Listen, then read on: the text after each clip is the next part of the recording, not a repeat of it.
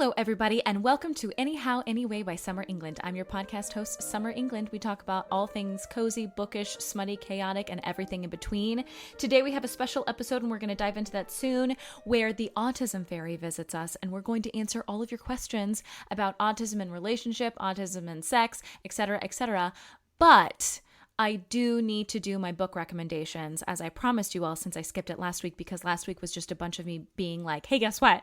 Guess what? I published a book. Guess what? It's coming out in April. Guess what? And I freaked out about it. So let me really quickly do what I'm reading, what I'm listening to, what I'm writing. First up, on what I am reading The Strawberry Patch Pancake House by Laurie Gilmore, which is part of the Dream Harbor series. And I'm actually having a really great time. I read The Pumpkin Spice Cafe and I thought it was so-so, but I actually really like The Strawberry Patch Pancake House. I think I might be getting the title wrong if I'm being totally honest with you, but this book is one of my books that I read before bed. There are some books that I have specifically so that my brain can like turn off really gently right before I go night-night. So some books I enjoy reading, but I can't read myself to sleep.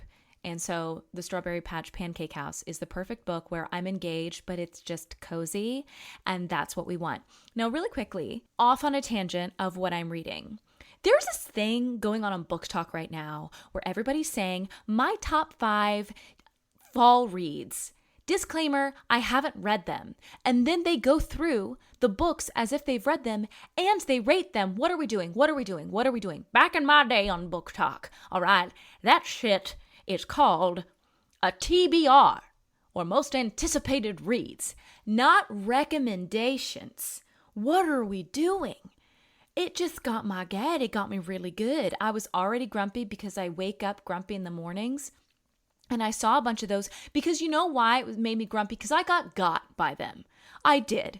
I got because I was like, okay, I would like to read these books. And then we find out you've not even read them and you recommended them to me. Oh my God. So I'm going to do a special episode, okay? I'm going to do a special episode where we're going through my top 5 favorite fall reads. And they're going to be for any genre, any reader. We'll go through the whole gamut. And I have read them 2 to thrice times. So if you're out there, if you're a book talker out there and you are mislabeling things as disclaimer, here are my recommendations that I haven't read yet. Please fix thy sins. Go to thy nearest bookish confessional and fix thy sins, because how dare thee? Please don't do that. Anyhow, I'm reading The Strawberry Patch Pancake House. I am also reading Electra, which is in the Wicked Games series again by Kaylee Smith. I have finished the fantasy book that I am still going to withhold information on because I really didn't like it. However, it is a series, so maybe it will get better. Again, it's very popular, and I don't want to come out as a hater on some things. It was just very info dumpy in a way that I really hated. I really hated it. On to what I'm listening to. All Things Cozy, my favorite podcast, they are back from their summer break, so give them a listen. I will put them down in the show notes. Their returning episode is called Autumn in the Aughts, and I've never been more excited for anything, and I listened to it, and it's going to just be one of those things that I keep listening to over and over again. I don't know if it's like millennial ennui or what it is, but I love that podcast. That's what I've been listening to. What I've been writing. I have been working on my romance book project, which is untitled, and it will be untitled for a very long time. I'm really bad at titles, is something I learned in my cozy fantasy debut. I just name it the thing that happens in the book. Or like the magic system or what have you. And also, if you hear any click-clack noises, I am knitting in the background of this. My deepest apologies. Maybe you won't be able to hear it, but how else am I supposed to stay engaged and engaging if my hands are not doing something at the same time? Anyway, I've been writing on my romance book project, and I just cracked 30,000 words this morning, baby. And it was so fun. First drafts are chaotic, and we will talk about first drafts and first draft chaos and letting yourself write bad to let yourself write good in the upcoming episodes, because ever since, of course, the big book announcement happened, I've been getting a lot more writing questions. A lot of them are always around writing routine. And so I'm happy to keep talking about that. And we'll talk about some different things and first drafts and also writing my sophomore novel, which is what this would be. Well, technically it's not, because I did write the second book in my Cozy Fantasy series. However, I feel like that's basically null and void now because I wrote that before I got edits in for my first book. That's neither here nor there. But I'm in the first draft for that romance book project. We're reaching 30K. I'm hoping to be in the 40s or 50s by the end of the week because I'm averaging around 2,000 to 3,000 words per day, and I think I can up that. And the story's just farting out of me, you know, which is such an eloquent way to say things. But that's what it is. Now, for our children's book recommendation of the week, my kiddo and I got 14 books from the library last week, and we read through all of them. I will say that a lot of them were misses, or a lot of them were like, okay, that's a one-time read. Happy that we got to experience that together. The one book that stood out to my kiddo was Miss Rachel's potty book. I believe it is called, let me look it up really quickly. It is called Potty Time with Bean. And I wish I had this book when I was potty training my toddler. He's 6 years old now. This is null and void to him. But it was a very fun book. It was very informative. And there was something about, because part of the process in this potty training book is Bean is learning how to pee, and sometimes there's accidents, but he cleans up his pee and poo. He like transfers it from the kiddie toilet to the big grown-up toilet. And it was a really successful little situation for my kiddo. He was like, absolutely, I love a cleanup. And I think I did not read any potty training books. I didn't read any potty training board books. We just sort of went for it. And I wish I had had this one because I think that extra step of it's not just about the potty training itself, but it's about the cleanup. It's a whole process. You put your pee and poo in the toilet and then you go wash your hands. So if you have really little ones, I highly suggest that book because it's very fun. It's very engaging. Miss Rachel's great. Also, it's funny. Miss Rachel is just a win. So that is my recommendation in children's literature this week. My recommendation for middle grade, and we'll talk about this as well when we get into my fall TBR, is the Ravenfall series. So if you are a middle grade reader, you have a middle grade reader, or you have a kiddo who's coming up and you're not sure what ages to like kind of the age from 8 to 13, I think can be a little bit difficult in curating age appropriate literature while also being engaging. I highly suggest the first book in the Ravenfall series. It's really great. It's Halloween Town meets folklore. And if you're looking for even a children's literature recommendation for yourself, I highly recommend that one. I recommend that one a lot. The first book in my library is actually lent out right now because I'm always lending that book out. So we will get into the rest of the podcast now. You're going to hear the introduction for a second time. So get over it and enjoy. Hey everybody, and welcome back to Anyhow, Anyway by Summer England. I'm your podcast host, Summer England, and today I am joined by my friend Jess, the icon, the legend, the wrestling star. Ooh. Hi everybody. And if that's not the voice of an angel, I don't know what is. Jess is here with me today because a few days ago I posted on Instagram what you all want to hear, and you wanted to talk about autism. You had a lot of questions about autism. Well, guess what? Jess and I, both autistic. Jess and I also went to the same master's program, Shakespeare and Performance. If that's not autistic, I don't know what is. So we're here and we're going to co-answer questions. As a caveat, this should not be taken as medical advice, mental health advice, nor relationship advice. These are our lived experiences that we are sharing with you today. And for reference, I use they, them, and she, her pronouns. And while we don't have a film camera, but for the listener, Jess's outfit is really great shorts with a striped top that I'm jealous of. Thank you. It's like if Miss Frizzle was a skater girl. Ooh. It really is. She would. She would. So let's dive in to our grouping of questions. And the first of which is people are curious about what the diagnosis journey looks like. You and I have very different diagnosis journeys. So would you like to start us off? Sure. So I was diagnosed with autism in my early childhood.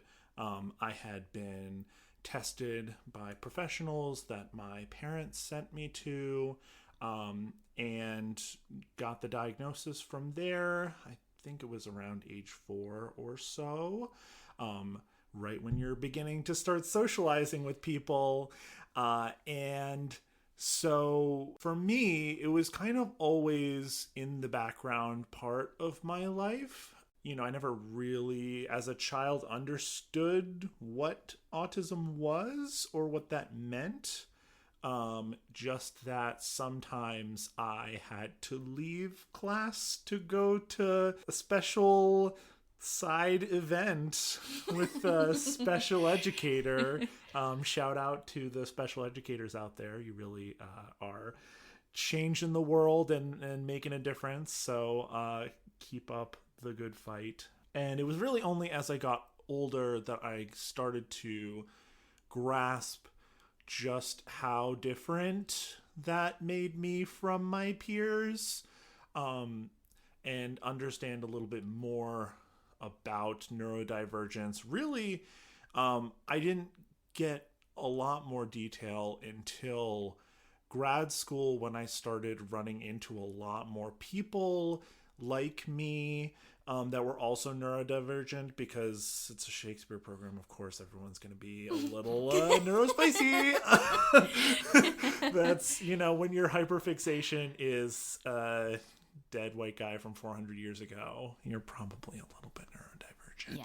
Oh, yeah. And so interacting with other people that are similar to me, I started to notice a lot of similarities and features within the way that I, interacted with the world, the way that I perceived the world, that were similar to what other folks were as well. So it's kind of later in your life that your earlier diagnosis of autism became a little bit more in the forefront of how you understood yourself. Exactly, right. As a child, it was really just you're different. Okay. And people are going to make fun of you about it. Did they? I mean, not that other children knew what the heck autism was, but the idea of, oh, you're different and you behave differently is pretty standard to the neurodivergent experience. Yeah. And you don't always pick up on the way that people treat you differently until you look back on it decades later. But it was definitely present. That is the bright side and the downside to autism, which of course is the spectrum. We're talking about our specific experiences on it, but there is, in retrospect, after you've had more lived experiences and have picked up on different patterns, you look back on how things were treated when you were younger, and then it's so easy to be like, oh, wow. But in the moment when it was happening, bad or middling or what have you, nothing could have registered less. Right. And already had such a difficult time processing what I was experiencing in the moment, that to try and understand what other people were doing was just such an obstacle. Taking in all kinds of external stimuli and trying to analyze what's going on around me and how I'm supposed to be responding to things. It's a lot of work. It's a ton of work. It is. It's a lot of mental load. Maybe that's why autistic people like to take a nap or need to take a nap. Love a nap. Our brains are just going. When you were a kid, I'm so curious from an emotional side of things, what were emotions to you as an autistic child? It was very, very hard to define emotions into words for me, just because I also had a lot of communication issues in terms of creating my own thoughts and verbalizing my own thoughts in my own words. Some of my earliest memories are a lot of repetition of media and things that I was reading or watching, phrases that I had heard that my brain had like latched onto that would just spit back out in certain situations. So the processing there was already a little difficult. And so, you know, when you're experiencing emotions and for somebody to ask you to try and analyze what you're feeling in that moment as a small child just kind of exacerbates the emotion that you're feeling and frustration that kind of is added and piled onto that. I like to term it as if your house is on fire and somebody asks you what the source of the fire is while you're still in the burning house, I need to get out of the house. Just get me out of the house and we can talk about what caused the fire after, but I need to get out of the house. I can't have you asking me about the source of the fire while I'm in the fire. That is such a good metaphor. Oh, that really has put into perspective how I feel about in the middle of I'm obviously upset about something and somebody says, what's wrong? What can I do? I have nothing to give to you right now. I don't know what's wrong. I just know my soul's ripping out of my body. So as you came into autism as like inhabiting that as a human and being around other people, how did that change how you navigated emotions or understood how that experience was? Yeah, so a lot of the work that I did in my special education classes was centered around the ability to self-regulate in the moment. And okay, so you're experiencing a big feeling right now. How do we get you back to neutral so that you can communicate effectively again? Again, it's like, how do we put out the fire before we can start coming up with the cause? Right. So that was kind of the major focus, was the self-regulation part. Unfortunately, it didn't go as deeply beyond that, as that's kind of the behavior concern that an education program is dealing with, is like, how can we keep this person from being disruptive to our other neurotypical students? Totally. And keep things from getting off the rails in that way, and less about like, how do we help you and find out on a deeper level what's going on. Right. Their end goal wasn't necessarily for you. It was for the collective endeavor. How do we make you a model citizen? Okay.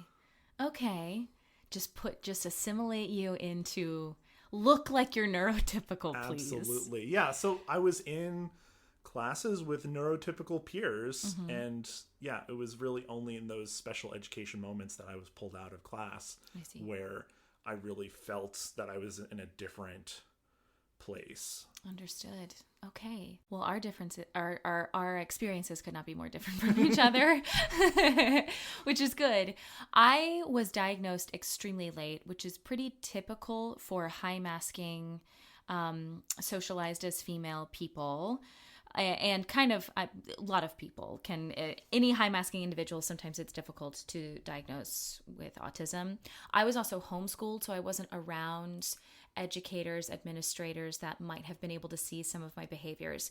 But the big thing with my diagnosis journey and why it was so difficult, I think, and took so long, was because growing up, I grew up in a very disorganized, chaotic, abusive in all of the ways home, and I was the oldest child.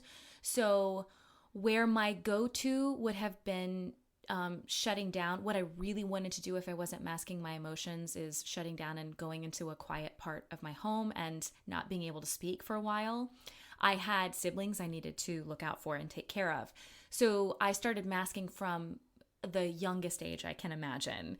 So I was a parentified eldest daughter who was taking care of things. And so my pattern recognition of how to navigate really intense situations happened at the ripe age of 4. And so I went into therapy when I was going through a divorce, because I was going through so many different emotions and I had no words for them. And when I had that experience, I realized that I had never had words for emotions. Everybody always told me growing up that they felt like they were friends with an island because no one ever knew what I was feeling. They just knew my quippy takes on things. And that was about it. I really struggled accessing emotions, and it wasn't even that I was hiding them. I just was not feeling them because I was so steely and masked that I couldn't even assess my own needs emotions. So I go into therapy, and it's right after, we're in the middle of the pandemic, but we just had a vaccine. So it is online therapy, and I'm in it for 3 years. During those 3 years, I get diagnosed with a slew of diagnoses, also common for people who get diagnosed with autism late. The first is CPTSD because of everything that happened over those few years. And then after that, it was a mood disorder. Then it was bipolar. Then it was OCD. And so we went through all of these different treatment plans, each one of these. And at the end of the day, they still couldn't explain or help me with when my house smelled like food, I would cry. I would have to go into my room and cry, and I wouldn't be able to speak. And finally, my therapist gave me, she sent me a test, like an assessment test. And with online therapy, you cannot get formally diagnosed with anything. So even under these other diagnoses, it can't go on my medical record. And she has me go through this autism test. She has other people in my life fill it out. And finally, she was like, "You're autistic. You're autistic." And my immediate reaction, I was like, no, we've already gone through too many. What if it's wrong? What, you can't just say, I can't just be like, I'm autistic. I can't say that. Yeah. Because we've already gone through so many different labels. So what if I say that? And that's its own thing. That's its own thing apart from mental health. I started freaking out because I was like, what if it's wrong? Classic. Yeah. What if I'm faking? What if I'm pretending? What if I've consumed too much media about autistic people and I'm pretending to be autistic? Yeah, exactly. And up until that point, I had not known anything about autism because I was on social media, and I know that was a conversation. I post on it, but I wasn't on it, and I wasn't really part of the community. I was just like, that, what are you saying? What? And she said, and I'm obviously, take this with a grain of salt, I'm glad that I listened to her. She was like, you are high functioning autism, and that is the treatment plan that we will go with in therapy now. You can seek out a diagnosis from a psychiatrist local to you.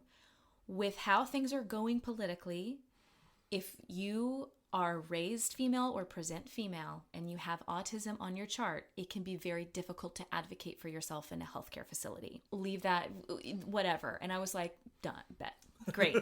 So I never did. And I know some people have opinions about if you're not diagnosed with a psychiatrist, then you're not. That's so elitist to me. Like, who all has access to all of these tests and things? And yes. Sometimes you gotta put out the fire. You do. Before you find the cause of the fire, exactly. And if behaving as if you have autism and like understanding that about yourself helps you in your life, then do that. Absolutely. And then after that, my dad had to go through this huge mental health thing and had to go to a psychiatrist for his work, and he is autistic. And I was like, okay, so it runs in the family. Sick. Yep. Always classic. The dads. It's always the dad. Dads. Thank you, Dad. And so what happened from there was I got diagnosed the summer I was about to turn 26. I didn't tell anyone in my life I got it, that diagnosis, because I was still terrified. What if it's wrong? Even though as I was learning more about it, and finally the treatment plan was working, because it became less about let's fix this and more about this is who you are. Yes. This isn't like an unhealthy coping mechanism. Let's go do inner child work and figure out where those wounds are. Because I was also working through, and still am always working through, a disorganized, fearful, avoidant attachment style, exacerbated by empathy, emotions, and autism.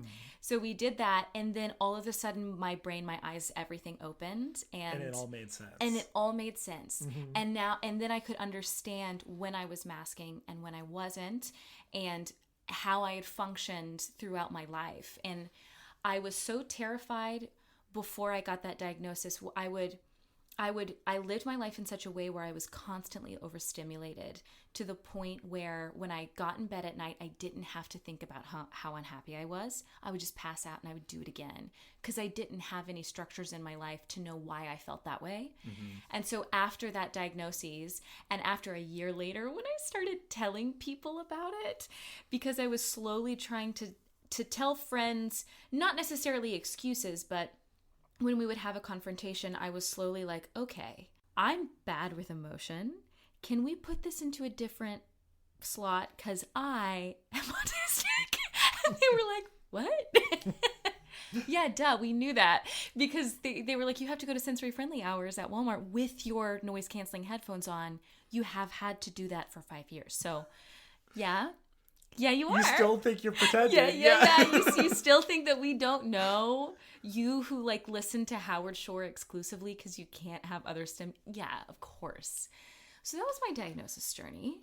Did you feel like once you discovered how much you were masking, once you started unmasking, a change in your energy level, a change in your emotional capacity? Like what was that like once you became more aware of when you were and weren't masking? I like had to reset myself back at zero, and it has felt like it's like a muscle now of wanting to be around people or not, because after I figured out how much I was masking, I realized how tired I was all the time.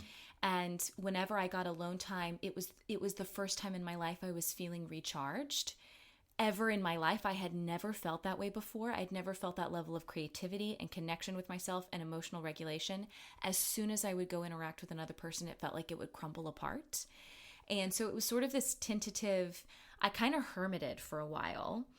And then I have slowly emerged out. And now I just am a lot better about communicating to people, hey, I just need to step out of this. Or I'm really comfortable going to another room or picking up a book or scrolling on my phone for a second to sort of recharge that. And it's become, I'm just never uncomfortable anymore. And every unless I'm around corporate America, which that's a different story altogether. Wow. There's some people I don't know how to operate around. Nope. But yeah, I just feel I'm so deeply happy. And all of the connections that I've built after that are so special to me because I'm so present in them. I don't feel this lack of connection, and it feels like the first time in my life where I have friends and I understand the feeling of having a friend, because it didn't make a lot of sense to me growing up. I understand the feeling of being connected to somebody, and it's kind of nice to have it so late because I'm always going to be in wonder of it. It's such a new sensation. So that's so great. How's your autism radar? I feel like the more that I have learned about myself and about autism, the more that I realize that the people that I have surrounded with myself with are all autistic. Oh, whether they know it or not. Yes. I'm looking at them and I'm looking at our connections and I'm like, yeah, I clock you. Oh, absolutely. My autism radar is amazing. As soon as I see little Tyrannosaurus Rex hands when they got a little bit stressed, I'm like, beep boop, beep boop, beep boop. Absolutely. The autism in me sees the autism in you. Exactly. From my kitchen to yours, Namaste. et cetera, et cetera. Yeah. And I think all this connection segues us into one of the biggest grouping of questions is how to be a good partner to someone with autism. Oh boy, what a question. Oh man, it's hard to know from the inside. But So my partner is neurodivergent, suspected autism, but has not been formally diagnosed. And I can really only speak to, how I interact with them and how they, interact with me and the way that I want to be interacted with. And it's really, I think, number one about being as clear and specific with your communication as possible. And not assuming that your partner feels a certain way based on the way that they're behaving. Because there's so much disalignment between the sort of internal world and what is being presented, especially if somebody is someone you're in a relationship with to the point where they feel comfortable enough to unmask in front of you, because that's the key, right? If you're masking in front of them, then they can quote unquote read you easier because you're projecting a certain way. But that may not be necessarily the most emotionally healthy thing for you in the long term and energetically. But when you stop masking around somebody you're safe with, it can be really difficult to try and data mine what's going on internally, because you have, you pick up on the certain tells that the person has or associations of this must be a way that a person is feeling.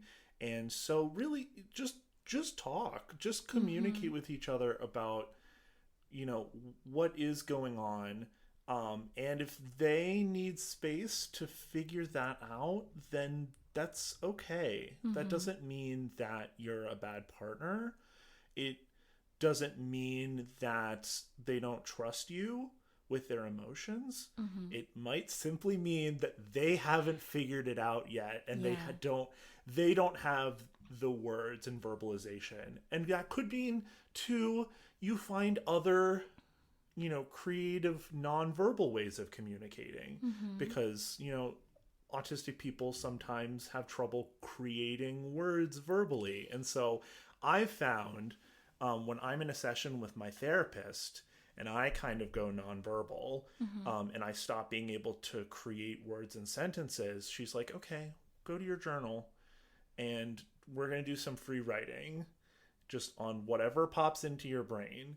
And I find that that's an easier way for me to unlock words that I couldn't say with my mouth sounds. Yeah. I'm glad to hear you say that, because I just went into a fresh round of therapy, and I went in specifically to work more on fearful avoidant attachment, how it interacts with autism, specifically when there's confrontation. Because when there's confrontation and I don't understand what's happening inside of me or the other person, I start filtering my emotions, and I won't feel them until days later. And then we have to re-up everything. And she and I were talking through it, and she said, "You're a writer, are you not?" I said, "Yes." And she sort of asked me why, what am I attracted to about it? And I said, there's not a filter there I can't shut off with writing, because there's not a person in front of me. And she said, why don't you just, if you're in the middle of something and you want to talk it out in the moment, or maybe need to, why don't you write it out? And I thought, well, no. Don't offer me a solution. No. No. I just imagined myself trying to communicate and being like, hang on, let me go to my drawing room. I must pen a missive.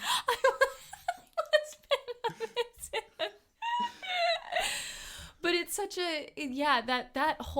this most recent therapy, her big thing was just being very upfront of, you are explaining what's happened in just emotions. Can you let me know what happened? What is the fact that happened? And I am still very much figuring out, because I've been the autistic person. I've never been a partner to someone with autism. I'm the person. Yeah. And it's all very recent. And I think the biggest thing for me in moments is my partner being able to tell when I have become overstimulated in some social situations where I'm not able to necessarily be the one, because maybe we're in the social situation because I have to be there. Like, I'm the reason we're in this. Yeah. And so having a friend or a partner have those tells and know what that communication is.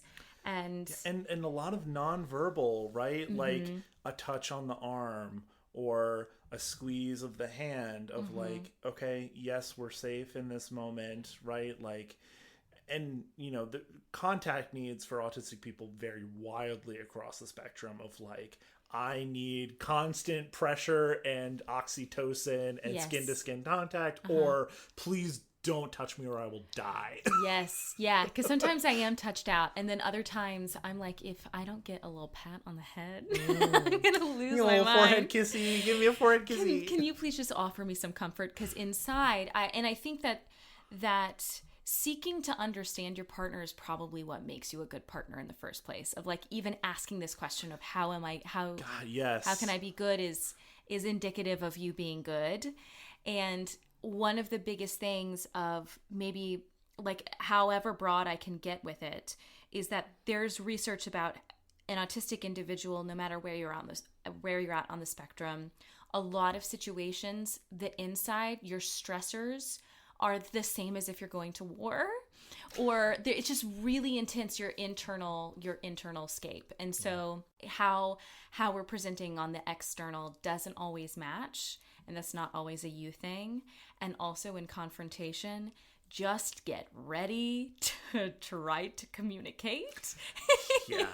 It's and it might mean that you can't have the confrontation in the moment that you're experiencing the emotion. No. Right? Yeah. And that might be frustrating at times where you're upset at your partner for something that they've done or haven't done, and your instinct is, I need to confront them about it now while it's fresh in my brain and in the moment, and that might not be the moment where they can communicate effectively with you. Yeah. And you might just have to wait for a better moment. Or, hey, I'm experiencing this emotion right now. I'm frustrated about the dishes that were left out. Can we talk about this later and come up with some solutions? Or even just, I wanted to let you know that I'm feeling frustrated right now, is very helpful to an autistic partner who's looking at you being like, I think they're upset. I'm getting upset. I'm not sure what the reason is, and now my brain's going to manufacture 100 possible reasons that they might be, or what they might be feeling now. I can't talk about it because I'm spiraling at the moment. Oh, absolutely. But I need to know what's going on before I can deal with it. Yeah. And that's where my fearful avoidant comes in and just ruins everything. Because the moment I start I suddenly am not able to sense what's wrong. And if I've asked if there's something wrong and maybe they don't have the words for it because they might have mental health things, and it might just be something, but I'm not getting the communication, I'm not getting the why behind it, I start spiraling. And then because I'm feeling insecure in that attachment, then I just shut off. I'm like, okay, I can leave this behind. Yeah, I think the worst thing that you can say if an autistic person asks you if you're upset or what you're feeling is, no, I'm fine. Or it's nothing. Yes, don't worry about it. I will actually worry about it. Yeah. That's the only thing I will do. It kills me. And at that point, I have to assume that you don't trust me with whatever is going on. Yeah. Even just like a simple, hey, I'm feeling upset right now. I'm not ready to talk about it. Mm-hmm. Great. I will circle back with you. Yes. I just need a sentence. I just need a sentence. Even if it's like, I don't know, but I'm going through something. Yeah. Okay, great. So what I'm sensing I'm not going insane. Yes, I'm not making it up. I'm not making it up. It makes me teary-eyed even thinking about it, of how I feel like every time that happens, I feel like a little kid in my Christmas PJs watching my parents fight and being like, what do I do? Oh. What do I do? It's really bad. It's fine. That's why therapy's helping. But I feel so insignificant, because I think one of the big things about being autistic, and I think one of the superpowers of it, is pattern recognition. And so how I'm trying to be a good partner is I am desperately trying to learn you, and I'm so curious about it, and it's like a book I can't put down. And so when something comes up, it's like, oh, I've missed something. Have I missed something? It's one of my ways of showing that I love you is that I am learning you, and I'm learning your tells as you're learning mine. And so when one of them goes awry and I don't have previous data that this is how you are. Oh my gosh, that's so real. I feel like I'm being gaslit when that happens. Yeah. It's like, you've been lying to me about the way that you feel and this whole time, and you hate me. Yeah. Yeah. that I can't trust what I'm perceiving. Right. That is like, if I have a number one fear in the world, it's not being able to trust what I'm perceiving and feeling gaslit. Yes. Yeah, because I seek to perceive things sans harsh generalizations, and I collect so much data before I come to a conclusion.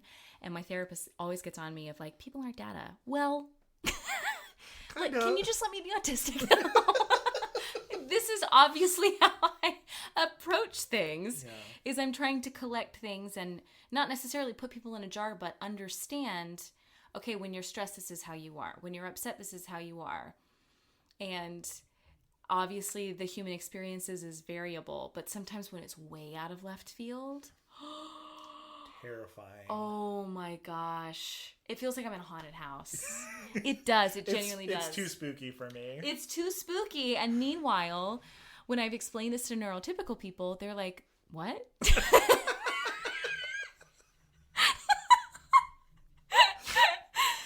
So, it's being a good partner to somebody with autism is being a good partner. It's learning. It's learning them and, doing your research where you can, as much as you can. And if you are a new partner to somebody with autism, right? Like, maybe you've just started dating this person and you're at the point where they feel comfortable enough to let you know that they're autistic. And, they feel comfortable with that. And now you're figuring out for yourself, what does that mean? Where do we go next? Some things that you might experience if you're dating a person with autism is they might have what's called autistic limerence, which means that you may be their special interest, especially if you're early on in the dating process. And they are going to want to gather data about you, and they want to know everything about you and learn. And it's exciting. It's euphoric. It's that new relationship energy.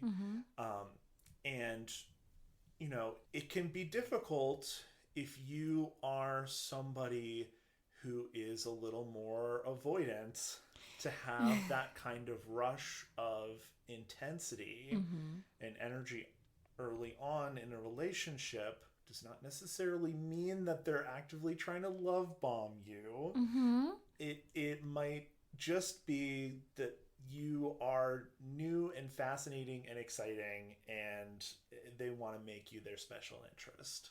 Yeah.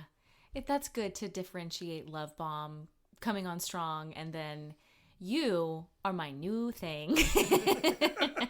I'm going to collect things about you, which I think is a very precious form of learning to know someone is, Yeah, because I need that data, because then I need to know how to love you properly. Yeah. Right? Like, are you a person that I need to send Instagram reels to? Right? Are you a person who wants photos of birds? Are you a person who plays video games Or like, what is your thing that I can sort of present to you like a penguin with a pebble as like the like, here's how I'm showed that I am affectionate towards you. Yes. Right? Because, just pouring words into it isn't always like, again, we don't always do words so good. So understanding what is the thing that you do, right? Are you a foodie? Yeah. Is there like a special, cuisine that you are particularly interested in? I want to learn all about it. Yeah. What books you like? Who's your favorite author? I want to read all of their books. Yes. Yeah. I want to listen to your favorite artist's entire discography so that I can talk to you about it. And it comes across as a little obsessive, but it's all in the name of, again, trying to find ways without existing language to try and connect with you on an affectionate level. These are all real examples from people that I've dated in the past. Yeah. And I think the one thing that probably most autistic partners know is that they're not always going to have the words or maybe the emotions. And so, the intentionality of them showing their love might feel different than how other people have showed you love before. Yes. Does not mean they love you less. If they're penguin pebbling you, they're in it for the long run probably, or they're in it they care deeply. And that's been my experience as well. It's always such a slow burn for me on the collecting side, because it is, going into our next question, which is sexuality, autism, all of that stuff. It is it is so rare for me to have a crush that when I do, I tread into the waters as slow as I possibly can. I would love to have limerence. I would love for my body to be like, let's do this. Let's do this. I've experienced, I don't even know if it's necessarily that as much as it was like, I met the person and I thought to myself, oh, I'm home. I've known you for a long time. Yeah. Or maybe before this moment. Great. Set. But other than that, I'm always like, no, shit. Because they're so, genuinely, I've had 2 crushes in my 20s. I didn't even have a crush on my ex-husband. I really didn't. I don't know if I could have had a crush at that point. I was masking so intensely. High control religion, all that jazz. There was not. I've had 2 crushes. Probably though, one actual real crush. One that I was like, okay, yeah. I think the other one was like, new feeling? Okay. And the other one was like, wait. Fuck. Oh God. Sexuality and autism, Jess. Yay. Sexuality and autism. Yeah. Question mark. Was sort of the big, like, in the Instagram things of like autism and sex. Yeah, here's a little secret for you, people in the podcast world. Autistic people be fucking. Can I say that? Can I say that autistic people be fucking? Yes, we do. We like it. Yeah. And yes. Just because, emotion is difficult to register on a visual level sometimes. And, again, spectrum of how affection is portrayed doesn't mean that we're all asexual necessarily. Right. That's a big assumption a lot of people have about autistic people, is that they kind of immediately associate that with asexuality in some form. There are reasons for that surrounding like sensory business. Yeah. In particular. Yeah. But, it's different for everybody. Yes. There is as much variety in sexuality of autistic people as there are sexuality of people that are neurotypical. 100%. And I think what you said of there's such a grouping of when they hear somebody is autistic, there are these sort of assumptions that are made that they don't feel, they don't like to physically feel, and that they're probably smart. Those are the three big ones. Because when people learn that I'm autistic, they're like, but you talk to people. Well, we talk to people. We have mouths. We talk good. I talk to people. It's just if I do it too much, I can't talk for 2 days. Yeah. You just don't see that side of it. I think I'm on, I don't know. My experience with it is partly because I am, I guess, categorically on the A scale. I'm demisexual, meaning like if we don't have a connection, I'm not just blanket horny at all.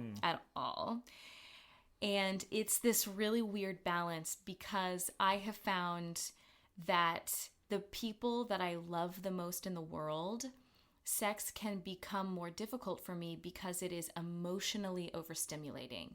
I am feeling so many positive emotions that I can get performance anxiety, or it can take me longer to finish, or whatever. And then I'm so in my head about it, and I'm too distracted and I can't lock into my body. And so if I'm like slightly disconnected, I'm not going to emotionally feel fulfilled by it, but I can probably tap out of my surroundings enough to be able to just physically get there, so to speak. And so when I am in love with you, if I am in love with you, I have a crush on you, I am in love with you, on the whole, for the most part, sometimes it can be like, oh God, this is a lot of emotions. I'm feeling everything so intensely, and I need to focus on this physical stuff. Ooh. It can be a lot. So for me, I mean, that is on me to communicate of like, hey, because I like you so much, it might take me a second, or I might not. Let's not even have that let's just have this connection with each other, and eventually I'll chill out to the point where I'm able to focus on this. But that's been... And, taking it back to the previous conversation about how to love a partner that's autistic, communication, right? What's going on in the bedroom? You got to put it into words. What do you like? What do you not like? Be very clear about that. What is it going to look like when you are enjoying something versus not enjoying something? Because if it's hard to read somebody who's not horny, it's extra hard to read somebody in the middle of sex. So true. There's already so many like hormones and endorphins going on, and I can't get pulled out of it to have to do some like data analysis. 100%. Please, if I ask you what do you like, don't shrug and say, I mean, I just like whatever. You. Whatever. Okay, but there are techniques. And the thing is that auditory processing, right? Sometimes verbal commands, I'm like, huh? You know how embarrassing it is? In the middle of it, I get a verbal command. That's so real. I get a verbal command and I'm like, what? Huh? Huh? But in my ear, it's like, huh? I'm like trying to be sexy, and nothing has ever sounded less like words. And it's frustrating, especially to have somebody, don't ask me what I like while we're having sex, please. No. Because it's already hard enough for me to verbalize what's going on internally. Like, if you ask me what I want for dinner, it's hard enough for me to tell you that. Yeah. In a non-sexual situation, but you add that in a high-pressure situation like sex, you're not getting an answer from me. Oh, no. And I think that's why, like, I tend to prefer to be on the submissive side, because I don't have to think about it. I don't have to, like, oh, God, do they like what I'm doing? Am I doing the right thing? Is that a weird thing that I'm trying to do? I don't know. Like, I need to try and figure out what's going on in the moment and be in control and hot at the same time. And that just doesn't work for me. Yes. You know how freeing it is for my little autistic brain for someone to tell me what they're going to do. God, yes. It's like they're like, I'm going to set a timer for 20 minutes and I'm going to go down on you. And until that timer is up or you come, I'm not coming up. And then I'm not thinking, do they want to go to a different place? Yeah. Are they getting bored? Is their mouth getting tired? Is their mouth getting tired? Or is their jaw getting tired? Then at that point, I'm unlocked. We're good. I got that timer. Yes. That timer. Get that egg timer, baby. And they have said, this is what I'm doing to you. Oh, okay. Great. I have a rule. I have a boundary, and there's not an expectation of there's like. Nothing hotter than a rule and a boundary. Oh my God! Ugh. Thank you. And then after that, if that's how we're doing it, then I'll just set a rule. You know what I mean? Of like, if you like to be dominated, then I'll do something similar. And then I'm like, great, this is great. But when I'm not sure what's coming up next. The anxiety. Oh, God. Are you getting bored in this one? Do I need to move us? I'm just a girl. Look at me. Can you just lay me down soft and then get Honestly, to it? The connection between the autism community and the BDSM community, that's a whole circle. Yes. It really, like, the idea of we're going into this situation with a contract and we're going to have, here's what's going to happen in this scenario. And here's what I'm going to do to you. And we're going to have a negotiation about, do you like this? Yes, great, we'll do that. You don't like that, we won't include that in this scenario. And you can do the whole thing. And in the non-sexy time, you can get all that drafted and figured out so that by the time the moment strikes you and it's time to go, you don't have to think about it. No. That's all I want. And that is all I want. Because if I have to think about it, it's all I'm going to be thinking about. And I think that there's something with contracts too, or this element of like, I'm going to do this for this amount of time, or I'm going to do this to you until this happens, is that I don't have to think anymore if they're still turned on. Because it's like they have a goal. They have a goal and we will get to them later. But if we don't have that, then I am worried about what their sexual experience is in this moment. Yeah. And then with BDSM, it's so much more kind of tit for tat, where it's like, I'm doing this to you. Or tat for tit. Or tat for tit. Or tit for tit. You know? So another spectrum, if you will. But if you're under the misconception that autistic people aren't horny... You're wrong. You're wrong. It's also where smut came into my life. And I've talked about this a little bit before. One of the reasons I like smut isn't because it's titillating to me. It's because I would never or could never, or there's so many questions I'm asking during sex. So to have something that's just because I'm not a visual person with that. I'm not like a porn. I don't know those people. I don't know her. I don't know her. Don't know him. No. And in a book, it feels so much safer to sort of see what people are into and like what is even happening, that it kind of feels like a field study more than it's like, ooh, I'm going to sit down and read my smut. I'm like, all right, I'm going to sit down and read my smut, notebook out, glasses on. So sexuality and autism, the circle with BDSM, the things that happen.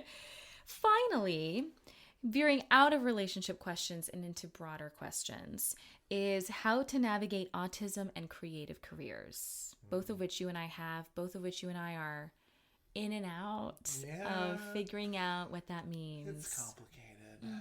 Yeah. I think the number one thing is managing burnout, because you will have a fixation on a particular career path, and you have been conditioned in this way that this is your life path. That like this is that you get one dream. You get one dream and you gotta go after it, and you gotta reach your dream, and that's your life. And that's not always how it's gonna work for you. You might have a dream for a few years and then decide that you don't like that dream anymore. Yeah. Just in the same way that you might have a comfort food that you're eating every day for 3 weeks, and then the first day of the fourth week you try and put it in your mouth and you want to throw up. Same thing when it comes to creating. Sometimes it's like, God, I love being on stage, I love performing, I love doing all this, and then I can't possibly do this anymore. It makes my skin crawl. Yeah. It is. It's always going to be, because inherently life in creativity, life in the arts is difficult. It's not necessarily an easy career. Is it cool that we get paid hundreds of dollars to pretend to be somebody else and to tell stories? 100%. But there is an element where there's not a lot of stability, and you're also a lot of creativity, a lot of creating characters and navigating interpersonal things on and off stage is coming directly out of you. And one of the things that I've run into with being a full-time actor, because I was very lucky that I have been consistently booked at a professional theater the moment I stepped out of graduate school, which was great and not everybody's experience. But partway through, I realized that to keep up, especially if you're in the regional theater circuit, you're not in like a bigger budget theater, you are not getting a lot of time to yourself to be able to refurbish out of that which you are creating from, meaning yourself, your soul, your spirit. And I felt kind of at the midway point of being at the theater I was working at, that I had nothing else to give. And then once I reached that burnout spot, and we all have been there if you are autistic and listening, is now every day, every moment you are participating in the thing that's burning you out feels like an eternity, and it is painful. So painful. Oh my God. I get sick more often. And when I come home, I genuinely, there was a time right when I was going through the year in 2024, I was in a really stressful season. I was coming to the end of a really long relationship, and I could not speak. I could read to my kid and put him down, and I could feel myself when I was speaking. I felt like 4 people away from myself. I could hear her, but I wasn't her. And it's hard. It's hard to navigate once you hit that burnout, which happens in creative careers. And that's not to say that you need to give up something entirely and forever. Right. Right? Like sometimes you just need to recharge and come back to it, or find a new way to approach the thing that you love. So for me, theater had been basically constantly in a production from the age of 15. Like, I was never not in rehearsal for or performing a production for 15, 16 years straight. And I couldn't do it anymore. And I just needed to step away from theater for a little bit. And so I found wrestling as this other avenue to explore my creativity and the things that I loved about wrestling, about theater, creating a character, right? Being in front of an audience, working with a partner, right? All of those things that I loved about doing theater were things that were transferable skills to this other format. I had to get a lot more athletic. I was not in good enough shape for that, but it also addressed some of the things that were burning me out about theater, which was the schedule. Was that, like, you are rehearsing all the time for a long, like, season of performances where you're doing the same thing night after night after night for months. And in wrestling, you show up the day of the event, you wrestle your match, you go home. Mm-hmm. And you go to the next city and you wrestle somebody entirely different for a different company in front of a different crowd. You can do totally different things in the next match, and you get to explore and build your own personal character, right? Like, what are you coming up with internally that's fueling you as a wrestler? Are all things that, so I was able to leverage out of theater and into this other passion. And who knows, right? Like, maybe in a few years' time, I decide that my body's beat up and I'm tired of that schedule and I don't want to do that anymore. Then, you know, maybe I transfer it into something else. But I think there's always like an examination of, and this is for really any career, what is it about the thing that I like, right? Take a look at what your favorite things are and what is it about that thing that I love, and how can I use that and apply it to what I'm creating, what I am doing in my career. And I think what you said, the freedom to step away for a second and collect data about yourself, you know, about what is the thing that I was drawn to in the first place, and is that recreatable in a way that for my current needs, and then coming back to it. I think it also echoes what we said about confrontation or having conversations of that moment of stepping away, whether it's a long time or a short time, can make a difference forever. Because sometimes with this career, I'll feel very resolute in that I never want to come back to it. And then I'll have time away and realize I just needed time away and that I'll want to come back. And sometimes that happens in relationships where I'm like, I don't know if I'm built for this. And I just needed an hour to myself. Like just a recharge. Like every day when I was doing theater as a job, I was like, this is going to be the day that I quit theater forever. This is the day that I walk away. And I'm already back into doing a show this October. So right. I thought it was like, oh, I need a break. I need to take all this time. And now here I am, energized and excited about a theater project in a way that I hadn't been during my burnout. And like, I'm really excited to come back and see how I've grown as a person and as a performer, and what it feels like to do a show that I'm excited about when I'm rested emotionally. Yes. Yeah. That recharges everything to like get your spirit back in action. And I think that goes for people who are not autistic too. Real. You know, I think being autistic and knowing it, we know that we have to. Yeah. It is imperative to us continuing life in a way that will behoove everyone around us. If you're neurotypical listening, you should do it too. You don't also need to burn yourself out. No, you are absolutely 100% in your right to think, I cannot do this anymore. I need to step away in whatever way you need to.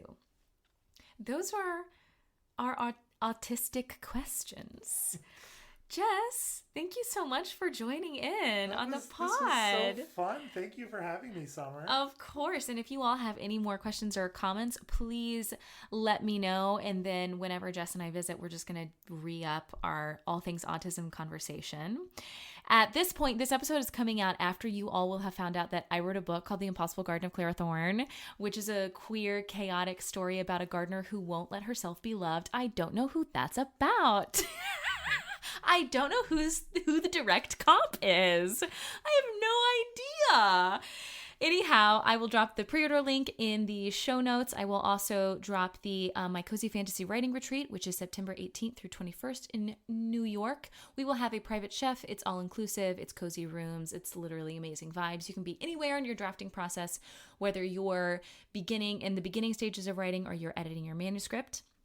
You are invited to come along, and I think that is all. Stay cozy, stay chaotic. Should we say bye at the same time? Bye. Bye.